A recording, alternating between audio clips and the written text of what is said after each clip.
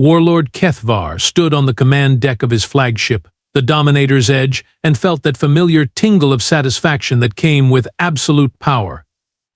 His 4 arms crossed behind his back, his chitinous exoskeleton gleaming under the ship's artificial lights, but he gazed through the massive viewport at the pathetic blue marble spinning lazily in the void ahead. Earth. What a joke. Sub-Commander Vel'Thark, he barked, his voice carrying that perfect blend of authority and contempt that had crushed 17 civilizations before this one. Status report on the primitive colony ahead. Vel'Thark, a nervous creature whose species had learned the hard way what happened when you disappointed the Hegemony, he scuttled forward with his data pad clutched in his trembling appendages. My lord, our long-range scans confirm initial intelligence reports. The inhabitants call themselves humans. They possess rudimentary chemical propulsion, primitive nuclear weapons, and their largest governmental structures barely control land masses smaller than our mining colonies. Keth'var's mandibles clicked in what passed for laughter among his kind. Nuclear weapons? How wonderfully quaint. I suppose they think splitting atoms makes them dangerous. He gestured with one of his primary arms toward the holographic display showing Earth's surface. Look at this mess, Vel'Thark. They have divided themselves into nearly 200 separate tribal territories. They cannot even achieve basic planetary unity, and they expect to resist the hegemony. The massive war fleet stretched out behind the flagship like a metallic constellation of death. 300 vessels of various classifications, each one capable of glassing a continent, hung in perfect formation. The smallest frigate in Keth'var's armada possessed shielding technology that could deflect anything these humans might throw at them. Their weapons could punch through planetary crusts. Their soldiers were genetically enhanced killing machines bred for conquest. And the humans? The humans had what exactly? Sir, our intelligence drones have been monitoring their communications networks, reported Commander this SAK from her tactical station. They spend considerable time arguing among themselves about resource distribution, territorial boundaries, and something called social media platforms. Most of their military forces appear to be engaged in conflicts with each other rather than preparing for external threats. Perfect. Absolutely perfect. Keth'var had conquered species that possessed faster than light travel before the humans had learned to make fire. He had brought low civilizations that had mastered genetic engineering while these creatures were still figuring out agriculture. The pattern was always the same, really. Show up with overwhelming force, demand surrender, glass one major population center as an example, and watch the rest fall into line like dominoes. Their largest military installations appear to be these structures they call bases.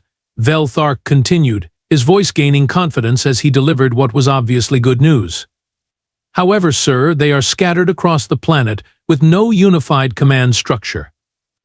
Their most advanced aircraft achieve barely supersonic speeds, and their space presence consists of a few small orbital stations with no defensive capabilities whatsoever. The warlord's confidence swelled like a tide.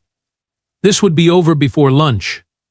The humans had not even detected his fleet yet, despite being close enough to Earth that their primitive telescopes should have spotted them weeks ago. Either they were blind, stupid, or both. Probably both. Excellent, he rumbled, savoring the moment. To deploy standard conquest protocol. I want their political leaders identified and isolated. Find me whoever speaks for the largest tribal territories. We will offer them the traditional choice, kneel or burn. This SAK's fingers danced across her console. Sir, we are detecting multiple signals coming from their surface. They appear to be entertainment broadcasts, something called movies and television shows.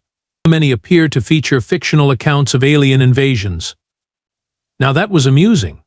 The humans had actually imagined this scenario and turned it into entertainment. How delightfully naive.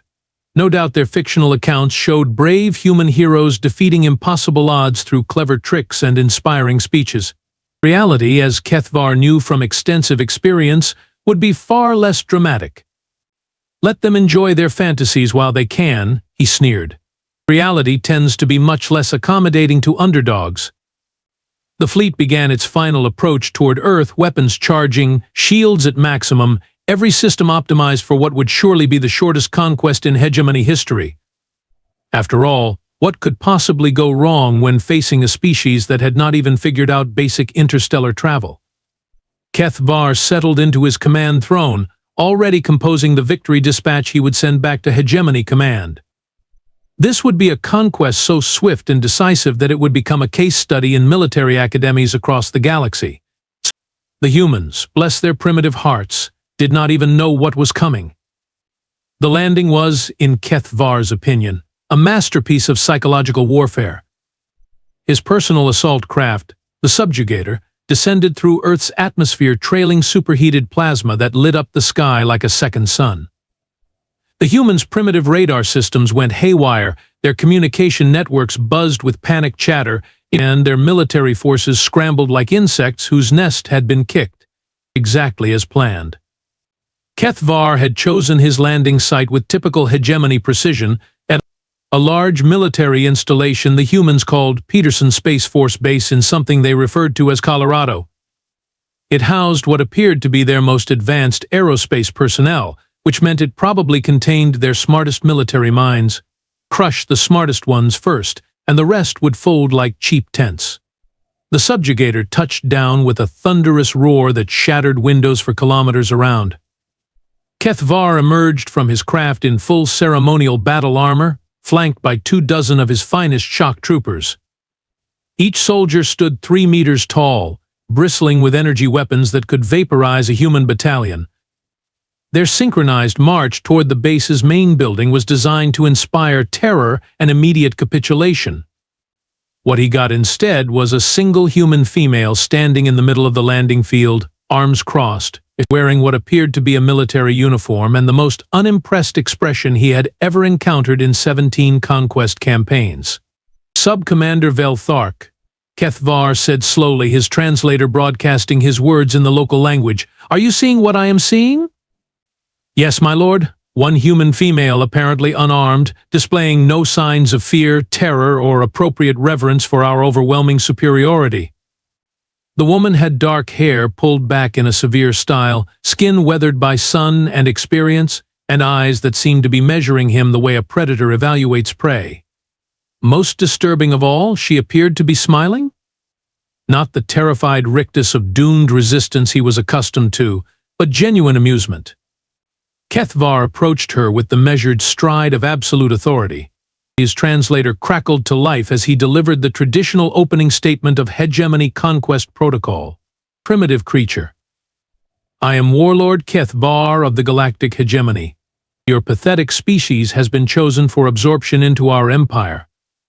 You will identify your leaders immediately and arrange for the unconditional surrender of your planet. Resistance is futile. Compliance will be rewarded with swift integration.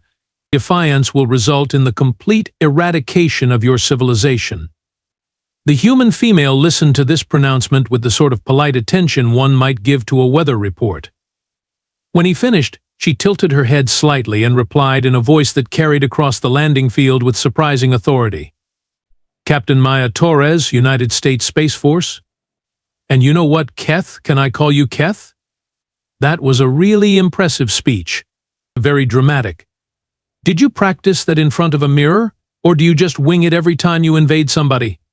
Velthark's jaw dropped. Literally, his mandibles separated and hung loose in shock.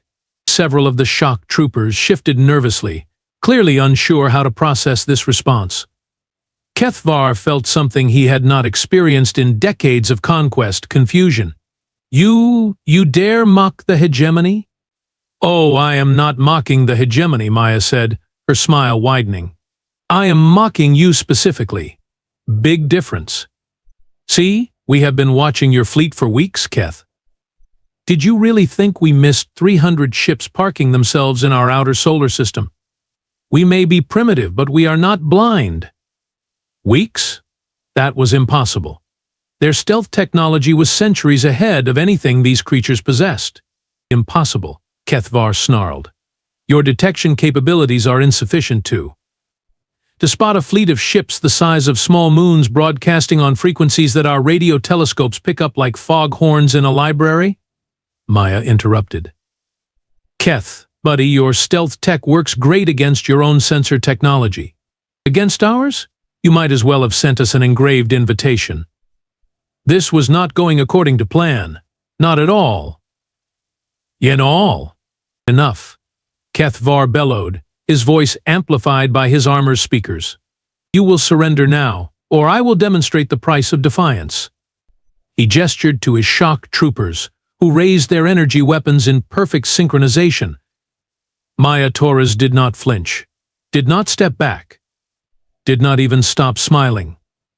Instead, she reached into her uniform pocket and pulled out what appeared to be a small communication device. Torres to all units.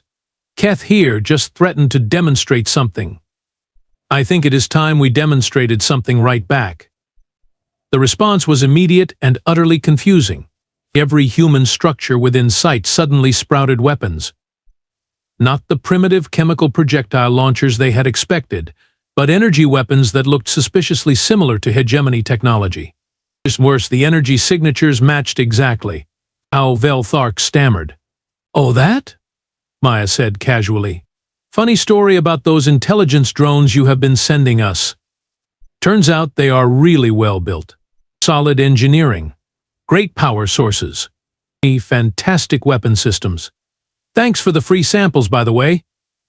Our engineers had a field day reverse engineering them. Keth'var felt his confidence crack like ice under pressure. This was not how primitive species were supposed to behave. They were supposed to cower, beg, surrender, and accept their fate with appropriate terror. They were not supposed to steal military technology and turn it against its creators while making jokes about it. You turned our own weapons against us? Maya's grin turned positively predatory. Keth, that is just the beginning. Keth'var's forearms began to tremble with rage. In his entire military career, spanning 47 years and 17 conquered worlds, no primitive had ever spoken to him with such casual disrespect. The audacity was beyond comprehension. The sheer arrogance of this tiny, soft-skinned creature was making his exoskeleton itch with fury. You insignificant insect. He roared, his voice amplifiers cranked to maximum. I have crushed civilizations that mastered interstellar travel before your species discovered fire. I have reduced entire star systems to radioactive debris. You dare stand before me, a warlord of the hegemony, and mock our superiority? Maya Torres examined her fingernails with theatrical boredom. Keth, you are really getting worked up over this. Maybe you should take a breath. Oh wait, do you breathe? I honestly cannot tell with all that armor. Vel'Thark made a choking sound that might have been suppressed laughter or sheer terror. Several shocked troopers exchanged glances that conveyed the universal military sentiment of this is not going according to plan. Keth'var took a threatening step forward, his massive frame casting a shadow over the human female. I will give you one final chance to show proper respect before I personally tear you apart with my bare claws. Your bare claws? Maya looked genuinely curious. Are those the stubby little things poking out of your gauntlets? They look like they would be really useful for I do not know opening packages, scratching hard to reach itches. That did it. Keth'var's carefully maintained composure shattered like glass. With a bellow of pure rage, he lunged forward, intending to grab this insolent creature and demonstrate exactly why the hegemony ruled half the galaxy. His massive armored form moved with surprising speed, claws extended, ready to end this mockery once and for all. Maya Torres did not retreat, did not dodge. She did not even look particularly concerned. Instead, she stepped forward to meet his charge, ducked under his grasping arms with fluid grace, and delivered a perfectly executed uppercut that connected with the weak joint where his helmet met his neck armor. The sound was magnificent. A sharp crack that echoed across the landing field like a gunshot, followed immediately by Keth'var's agonized shriek as his mandibles snapped with a wet, crunching noise that made even his own soldiers wince. But the physical damage was nothing compared to what happened next.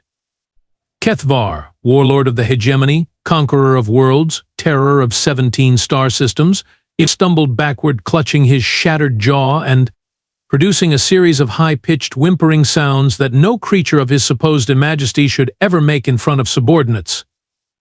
The psychological impact was immediate and devastating. Velthark's datapad slipped from his nerveless fingers and clattered to the ground. The shock troopers, bred and trained to follow orders without question, stood frozen in complete bewilderment. Their supreme commander, the living embodiment of hegemony might, was making noises like a wounded pet and stumbling around like a drunk colonist. "Sir?"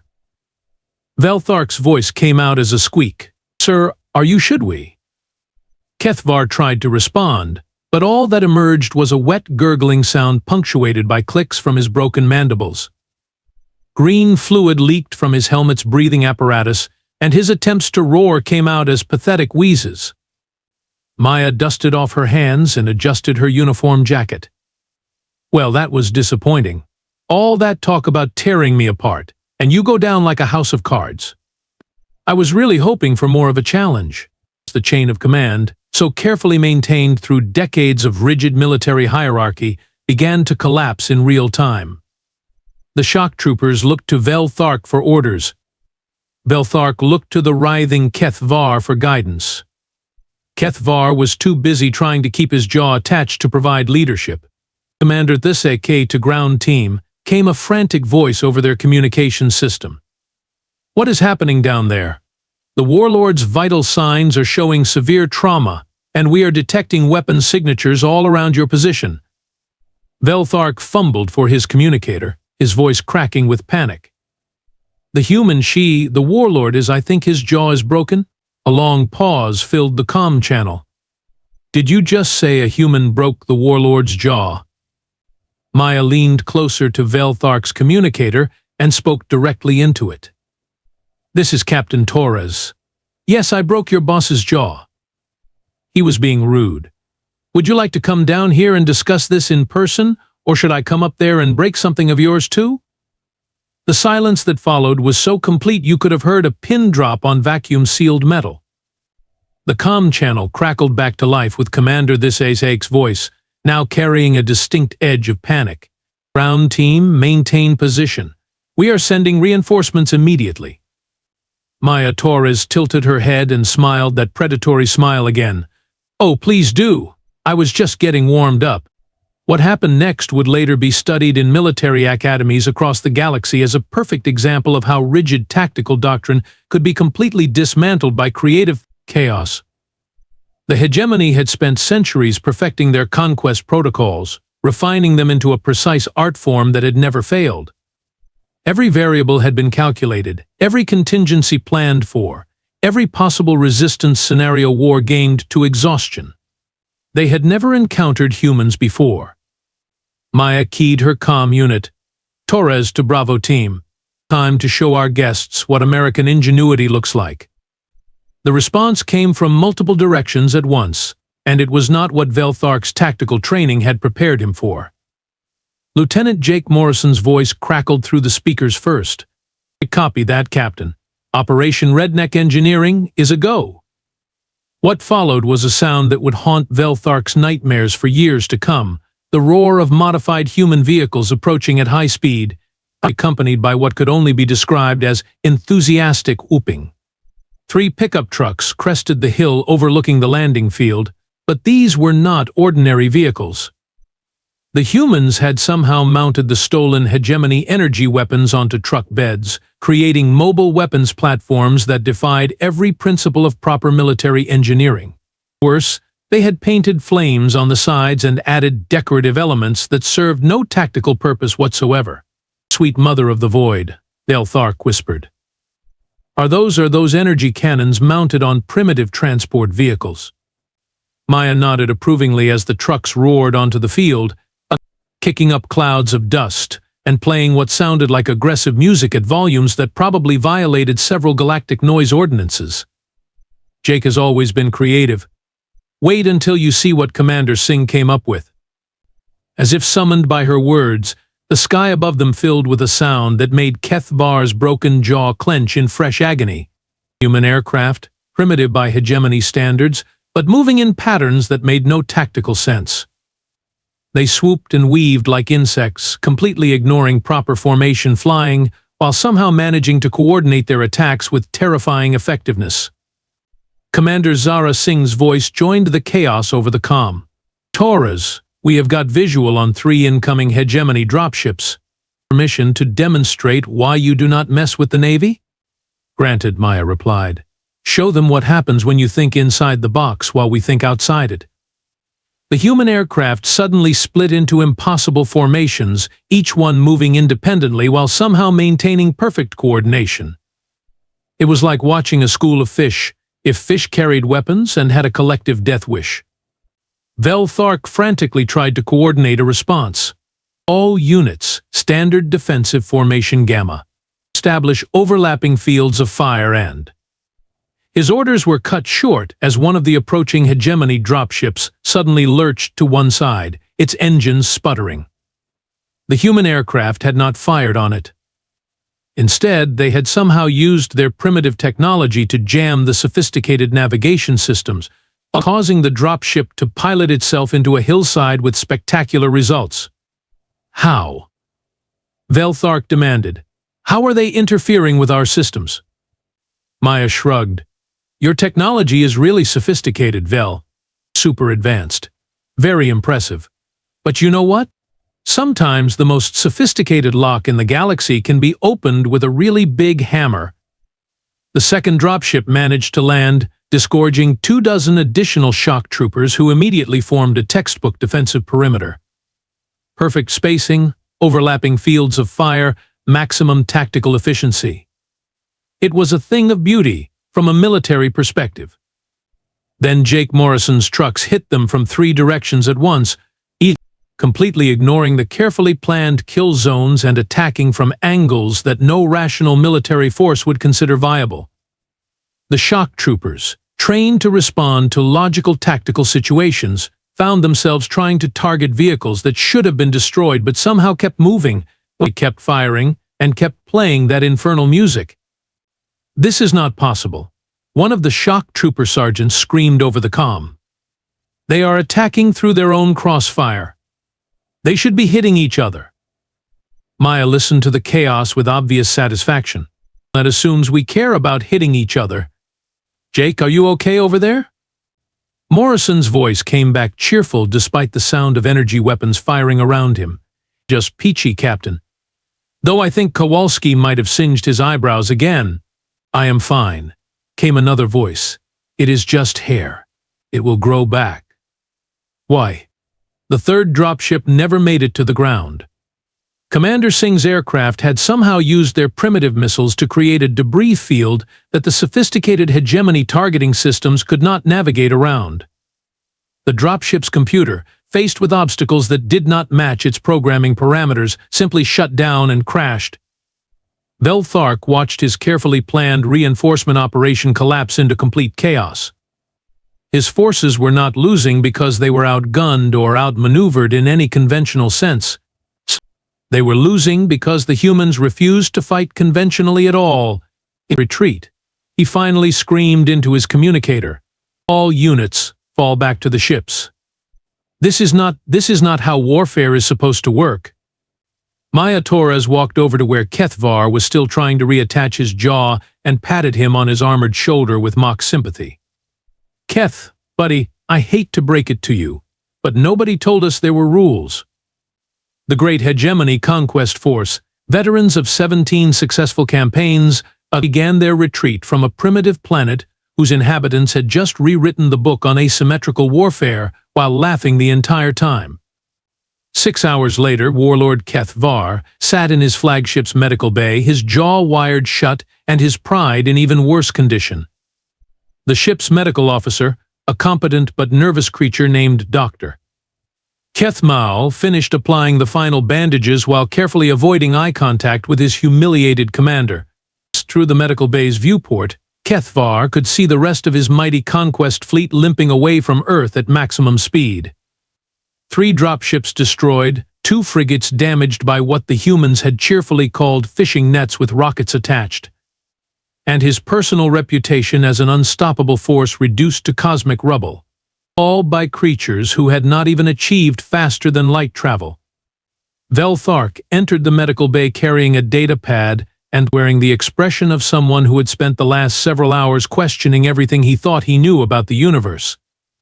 "My lord, I have completed the after-action report, but I am not sure Command will believe it." Keth'var attempted to speak, discovered that wired jaws made communication difficult, and gestured impatiently for his sub-commander to continue. The humans achieved complete tactical victory, using what can only be described as organized chaos, Velthark read from his report. They demonstrated technological adaptation capabilities far exceeding any species in our databases. More disturbing, they showed no fear of death, injury, or tactical disadvantage. In fact, they appeared to enjoy the combat situation. The warlord's eyes narrowed. Enjoyed it? What kind of species enjoyed being attacked by superior forces? Velthark continued, his voice growing more confused with each sentence. The analysis of their behavior patterns suggests that humans are not actually a primitive species. They are apex predators disguised as prey animals. Their apparent technological limitations appear to be a result of internal competition rather than intellectual capacity. Dr. Keth'var Mao looked up from his instruments. That would explain the physiological readings we detected. Human stress hormones do not spike during combat the way most species do. Instead, they appear to enter a state similar to what we observe in Rathka hunting packs. Keth'var's blood ran cold. Rathka were nightmare creatures from the Galactic Rim, pack hunters so efficient that the Hegemony had simply marked their systems as off-limits rather than attempt conquest. The idea that humans might be similar was terrifying. "There is more, my lord," Velthark said reluctantly. "We intercepted human communications during the engagement. They were not coordinating tactics in any conventional sense. They were making jokes, laughing. Apparently they found our retreat amusing." Through his broken jaw, Keth'var managed to produce a sound that might have been a question. "Yes, sir. Captain Torres specifically requested that we deliver a message to Hegemony Command." Velthark swallowed hard. She said, and I quote, "Tell your bosses that Earth is closed to tourists, but if they want to come back and play again, we will be happy to show them some new tricks we have been working on." The medical bay fell silent, except for the hum of life support systems and the distant sound of damaged engines straining to carry them away from Earth as quickly as possible. Dr. Keth'var Mao cleared his throat nervously. "My lord, there is one more thing. During my analysis of the human female's combat effectiveness, I discovered something interesting about their species' evolution." Keth'var gestured for him to continue. "They evolved as persistence hunters, sir. They do not take down prey through overwhelming force or superior speed. They exhaust it by refusing to stop, by adapting to every defense, by learning from every encounter until their target simply cannot continue." The doctor paused. "Sir, I believe we just became their prey." Velthark stared out the viewport at the blue marble shrinking behind them. What kind of species turns invasion into entertainment? What kind of creatures laugh while being attacked by superior forces? The answer came from an unexpected source. Commander Thisake's voice crackled over the intercom from the bridge. "Sir, we are receiving another transmission from the planet's surface. It appears to be music, sir. They are playing music at us." The sound that filtered through the ship's communication system was unlike anything in Hegemony databases. Energetic, defiant, with lyrics that seemed to celebrate resistance against impossible odds. The humans were serenading their retreat with what could only be described as victory songs. Keth'var finally understood what they had encountered. Not a primitive species to be conquered, but apex predators who had spent their entire evolutionary history fighting each other because nothing else on their planet provided adequate challenge. They had not been divided by weakness, they had been divided by excess strength. And now, for the first time in their history, someone had given them a common enemy. The Hegemony had not attempted to conquer Earth. they had accidentally united it. As his flagship limped toward the edge of the solar system, Keth'var began composing a very different message to Hegemony Command than the victory dispatch he had originally planned. This one would carry a single, urgent recommendation: place the Sol system on the permanent off-limits list. Some prey, he had learned, was simply too dangerous to hunt.